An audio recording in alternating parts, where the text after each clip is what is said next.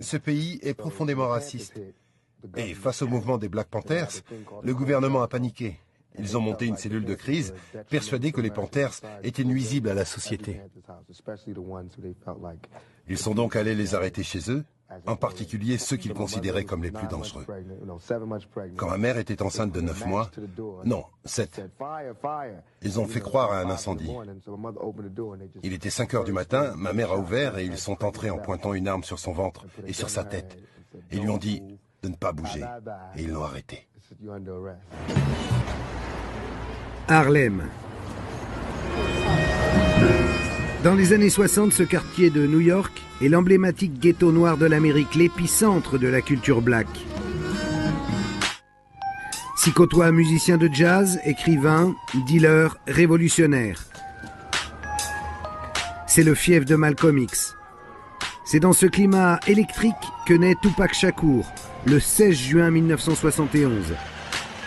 Sa mère, Afeni Shakur, est l'une des figures du légendaire mouvement de contestation noire, les Black Panthers. Né pour combattre l'oppression des Afro-Américains. C'est une guerre sanglante qui va faire des milliers de victimes que va se livrer pendant des années le gouvernement et les Panthers.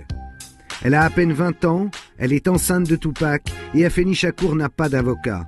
Grande gueule, elle se défend toute seule et sera acquittée 1 mois avant la naissance de Tupac.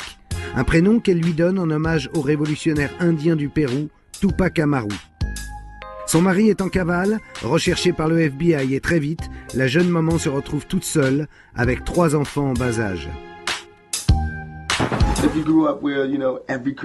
Si tu grandis en ayant des cadeaux à chaque Noël, des cadeaux à chaque anniversaire, célébrant chaque fête, tout est rose et tout ce que tu as à faire, c'est d'être un enfant.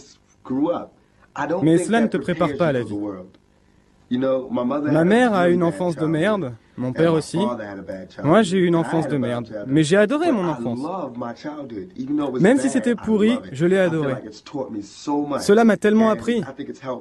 J'ai beaucoup appris. J'ai vraiment beaucoup appris. Comme ma mère a eu une enfance pourrie, elle connaît l'importance d'être honnête, de faire face aux vrais problèmes, à la réalité. Confronter la vraie vie comme elle vient et résoudre les problèmes comme ils viennent, un par un. Si vous avez une enfance facile, vous voulez que vos enfants aient une enfance sans histoire, qui n'ait aucun souci. C'est une erreur, cela ne vous prépare pas pour le monde.